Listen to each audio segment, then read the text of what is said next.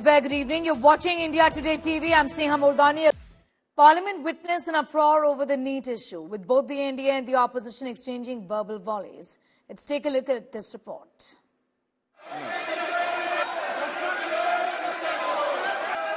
The opposition on Friday demanded an immediate discussion on the medical entrance fiasco that has put the future of nearly 25 lakh students at risk. India गठबंधन को लगता है कि आज सबसे जरूरी बात आपकी है, क्योंकि आप हिंदुस्तान के भविष्य हो। तो हमें लगा कि यहाँ पे पार्लियामेंट हाउस में नीट पे डिस्कशन हो और उसके बाद प्रेसिडेंट्स एड्रेस हो पाए।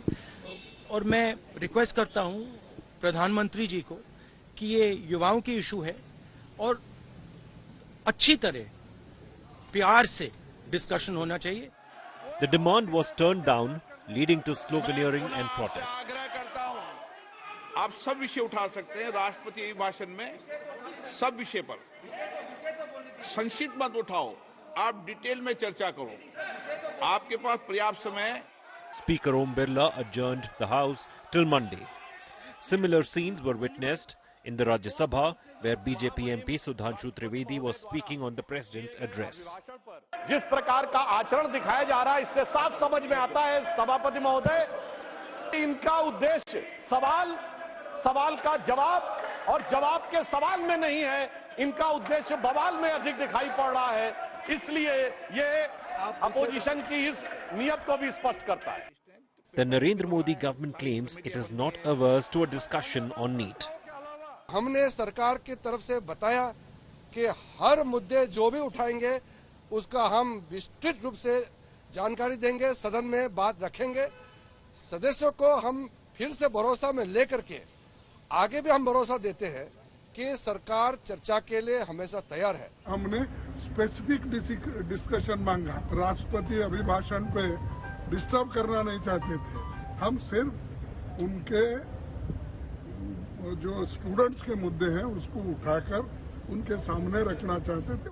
Adding fuel to the fire over NEET, the Congress alleged that Rahul Gandhi's microphone was switched off while he was speaking in the Lok Sabha. कि दो फोर्सेस हैं, एक तरफ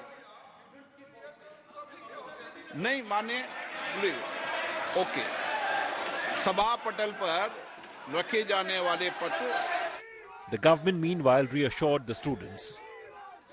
मैं विद्यार्थियों को आश्वस्त करना चाहता हूं, देशवासियों को आश्वस्त करता चाहता हूं, कड़ी से कड़ी कार्रवाई हम करने वाले हैं। वो सारे कार्यक्रम शुरू हो गई है, सीबीआई की घास गिरने वाला है। जो भी लोग हैं उसकी तह तक हम किसी को भी नहीं छोड़ेंगे। जो परीक्षाओं की विसंगति आई है, जल्द ही उन लोगों की उस सारे परीक्षा की डेट भी एनटीए घोषित कर देगा। The first parliament session after the new government took charge has seen a stormy start. An opposition, bolstered by high numbers, is trying to corner the Modi government over NEET mess and paper leaks. The fear is the real issue of cleaning up entrance exams might get drowned in the political din. Bureau Report, India Today.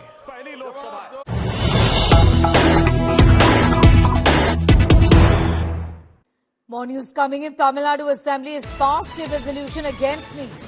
M.K. Stalin has tweeted the opposition to NEET from Tamil Nadu now resonates across India. Today, the Tamil Nadu Legislative Assembly unanimously passed a resolution urging the union government to abolish NEET and allow states to conduct medical admissions based on class 12 marks following the earlier process. Ban NEET to safeguard our students' future. Shilpa Nair is getting us more on that. Shilpa, Tamil Nadu, one of the first states essentially to oppose the NEET, and we've seen that from the year 2021. Several attempts have been made, and this resolution is only an extension of that. They've always said this is a violation of the federal structure.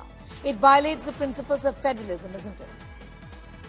Well, that's right. In fact, Tamil Nadu is one of the first states to oppose NEET, and that is what the DMK has been saying, that, we were the first ones to voice out against NEET, and now the rest of the country understands why NEET is such a problematic examination. The DMK, of course, has been opposing this on the grounds that NEET is a very discriminatory exam. It discriminates against students coming from rural backgrounds, from underprivileged backgrounds, etc., because you need to shell out a lot of money and give a lot of money to coaching classes to crack this examination is what the DMK has been saying, and also saying that an examination like NEET will also have an impact on the rural medical infrastructure in a state like Tamil Nadu. So these are some of the reasons why Tamil Nadu has been opposing NEET from the beginning, and several resolutions have been passed. Even today, a resolution was passed in the Tamil Nadu Assembly. It was moved by Chief Minister N.K. Stalin, saying that NEET should be abolished once and for all, especially in light of the irregularities that have come to light in terms of the paper leaks, in terms of the manner in which Grace Marks was awarded,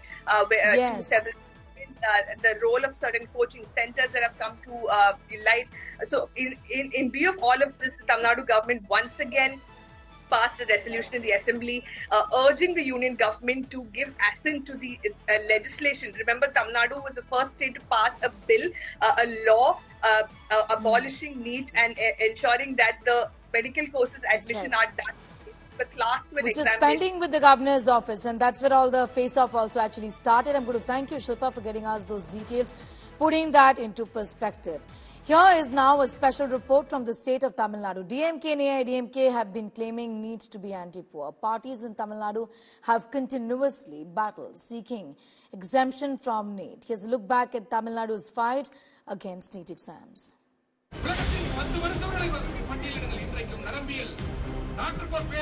The political course of Tamil Nadu that made an entire state hate NEET. The state of Tamil Nadu is considered to have a robust healthcare system with several medical colleges established across the state with sole aim of making healthcare available even in any remote corner. But the introduction of NEET led to severe backlash, not just because DMK and AIADMK claim it to be anti-poor, but as the exam was based on CBSE syllabus, which is quite different from the state syllabus.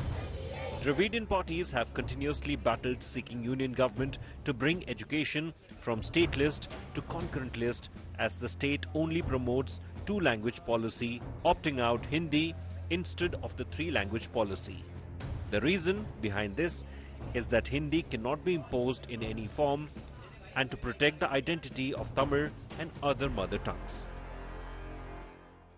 This examination is not a fair and just examination, and we've been saying that we do not want it and Tamil Nadu has to be exempted from it, and now the whole country is saying the same thing. Adding to this, even though NEET was introduced in 2014, Tamil Nadu acquired exemption until 2017. But with NEET being made compulsory, it demolished the value of state board overnight, leading to the death of Anita, a medical aspirant who spearheaded the protest against NEET and even took the legal battle to the Supreme Court. AIADMK regime, unable to acquire exemption, decided to provide 7.5% vertical reservation for government school students. But as soon as DMK came to power, CM M.K. Stalin appointed a commission headed by A.K. Rajan. The report stated the NEET is leading to social divide, especially harming children from rural background. The percentage which was 0.3% became 48%. For CBSE is concerned, 38 or 48, it goes on increasing. The 54% comes down to 24% or 28%. So drastic reduction so far as the plus 2 examination students are concerned. This is very obvious. When you see the report, it is very clear. It is crystal clear. It strikes the mind for everybody. DMK has vowed to continue the battle against NEET until it is totally banned.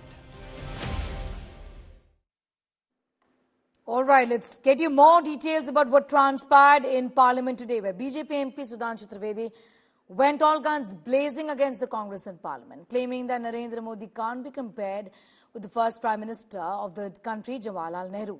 He stated that in 2013, when Rajnath Singh was party president, BJP Parliamentary Board unanimously elected Narendra Modi as the PM face. While no Congress leader voted for Nehru in 1946, but still he became the new Congress president. He even lashed out at Congress of a dictatorship charge and claimed that a poet who compared Nehru with Hitler was jailed back then. The BJP MP even mocked Nehru for awarding himself Bharat Ratna while he was serving as the Prime Minister of the country.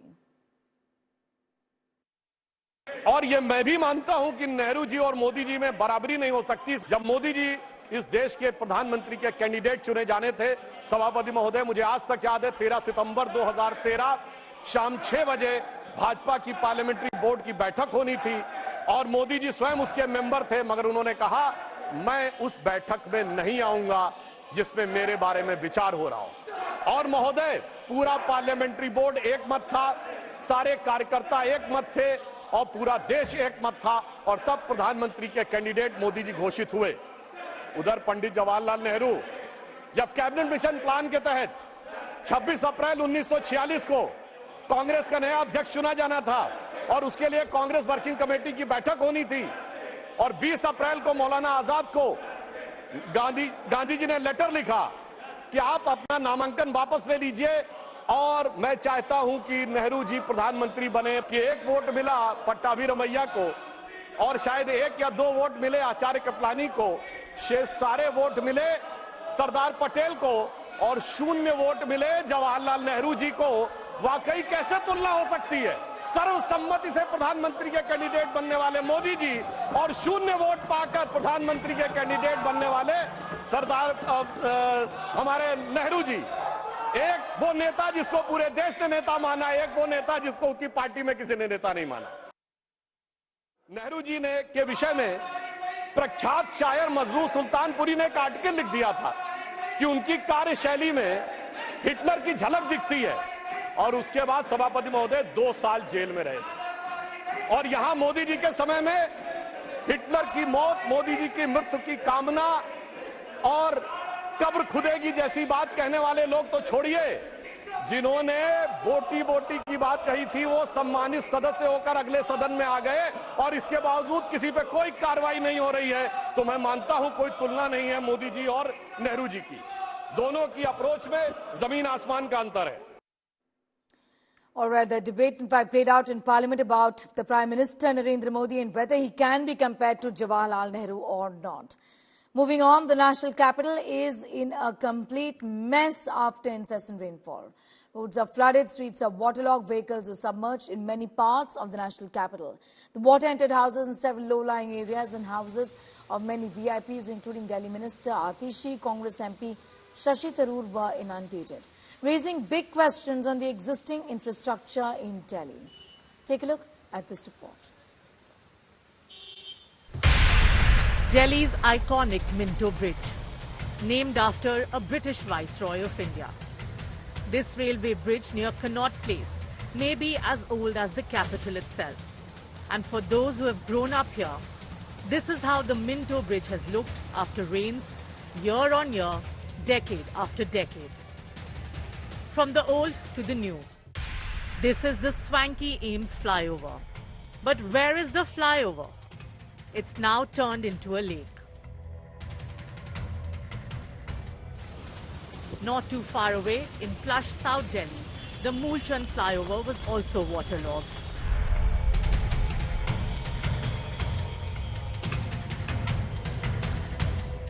In East Delhi's Shahadra too, vehicles were submerged.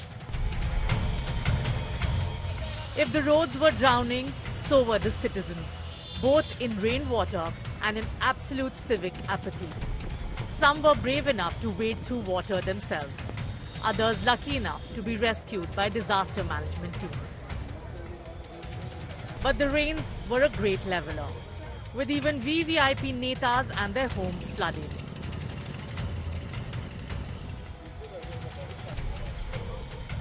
This public servant, SP MP Ram Gopal Yadav, had to call for the services of the public to make his way to his car.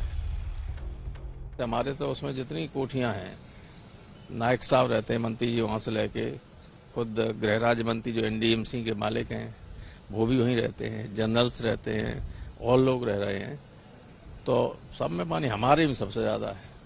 हर बार होता है, वो सब घर में घुस गया पानी, नुकसान बहुत हो गया।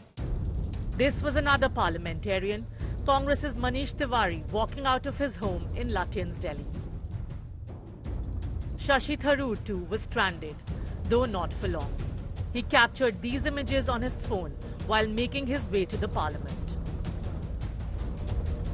Delhi Minister Atishi, who was on a hunger strike demanding more water for the capital till a couple of days ago, got what she wanted. Water, water and more water everywhere around her residence. जो हमारे कई drains हैं, चाहे MCD के हों, चाहे irrigation flood control department के हों, पानी का फ्लो ज़्यादा होने की वजह से कई घंटे ड्रेन्स का भी ओवरफ्लो रहा। एक बार बारिश सबसाइड हुई, जब ड्रेन्स में पानी सेटल हुआ, उसके बाद दिल्ली के अलग अलग हिस्सों से पानी ड्रेन आउट होना शुरू हुआ। 1936 में 235 mm जून के महीने में बारिश हुआ था। आज सेकेंड लार्जेस्ट बारिश हुआ है 228 mm 1936 के बाद जून के महीने में। तो आप सोच सकते हैं कि जो इंफ्रास्ट्रक्चर होता है वो डिजाइन नहीं होता है इतनी ज्यादा बारिश को हैंडल करने के लिए। हर पार्टी की All right, we are shifting focus now. The POCSO heat is mounting on B.S. Yediyurappa, the former Chief Minister of Karnataka. The CID has filed a charge sheet against BSY for a sexual assault case. Yediyurappa allegedly sexually assaulted a minor when she, along with the mother, visited him seeking help in a previous abuse case. India Today has accessed BSY's POCSO charge sheet. A charge sheet says BSY took the minor to a meeting room and locked the room. While asking her questions about the previous assault, BSY placed his hand under her bra and pressed her breast. Well, this charge sheet also mentions that Yediyurappa's aide paid 2 lakh rupees to the mother and the minor to buy their silence. Damning charges as far as the charge sheet against the former Karnataka Chief Minister B.S. Yediyurappa is concerned, saying that he physically molested and abused this girl when he took her to her room, asking her details of the case, essentially that she had come to talk to him about. He asked her questions about the previous assault. BSY then placed his hand on her chest, pressing her breast, this as per the charge sheet. The charge sheet also mentions that Yediyurappa's aide paid 2 lakh rupees to the mother and to the minor to buy their silence. These are some damning allegations and which I found mentioned in the charge sheet against the former Karnataka Chief Minister B.S. Yediyurappa. Sagar Raj is getting asked more details on that. Sagar, the very fact that the charge sheet talks about these details speaks volumes of what possibly could have transpired. BSY, of course, continues to say that this is a political case and nothing more to this. Give us an idea about what next as far as this matter is concerned. According to the charge sheet, it clearly mentions that there was a sexual assault which has happened inside Davlagiri, that is the residence of B.S. Yediyurappa in Bengaluru, where the victim had complained to B.S. Yediyurappa that she was being raped. And according to the charge sheet, it mentions that Yediyurappa had taken the victim inside his room and he was discussing with her and he had questioned her that when this particular incident happened and on what age she was when she was being raped. And that's when she replies that she was only 6.5 years old when this particular incident has happened. And subsequently, according to the charge sheet, it is allegedly mentioned that he had groped her when she was inside the house, and thereafter he has also tried to convince them by giving 2 lakh rupees, which was been rejected by the survivor's mother. Now an FIR has been registered, now the charge sheet has been filed, and he also have a protection from the Karnataka High Court, where the Karnataka High Court have asked the CID to go ahead and file objections on anticipatory bail, which has been the plea which has been filed in Karnataka High Court. Right. So, guys, be with us. I'm just going to come back to you in a moment from now. We have more developments from the state of Karnataka. Let's take a look.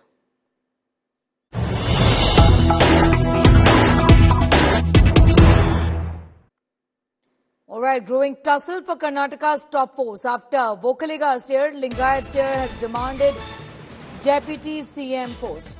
Veera Shaiva Lingayat Sir demanding that the Deputy Chief Minister post be given to ministers from the Veera Shaiva Lingayat community. Let's take a listen. ಎಲ್ಲರೂ ಮುಖ್ಯಮಂತ್ರಿಗಳಾಗಿ ತಮ್ಮ ತಮ್ಮ ಅಧಿಕಾರವನ್ನ ಸ್ವಾದ ಮಾಡಿದ್ದಾರೆ. ನಮ್ಮ ಡಿ.ಕೆ. ಶಿವಕುಮಾರ್ ಒಬ್ಬರು ಮಾತ್ರ ಮುಖ್ಯಮಂತ್ರಿಗಳಾಗಿಲ್ಲ. ಆದ್ದರಿಂದ ದಯವಿಟ್ಟು ನಮ್ಮ ಸಿದ್ದರಾಮಯ್ಯನವರು ಈಗಾಗಲೇ ಅನುಭವ ಮಾಡಿದ್ದಾರೆ. ಆದ್ದರಿಂದ ಸಿದ್ದರಾಮಯ್ಯನವರಿಗೆ ಮತ್ತೊಮ್ಮೆ ನಮಸ್ಕಾರ ಮಾಡ್ತಾ ನೀವು ದಯವಿಟ್ಟು ಡಿ.ಕೆ. ಶಿವಕುಮಾರ್ ಅವ್ರನ್ನ ಮುಖ್ಯಮಂತ್ರಿಗಳಾಗಿ ಮಾಡಿ ಅಂತ ಕೇಳ್ಕೊಳ್ತಾ ಇದ್ದೀನಿ. Sagai is getting asked more details. Sagai, ever since the Congress government was voted to power, we've heard these statements from various quarters. Also, many talk about the fact that it's time for DKS to take over the post of the CM.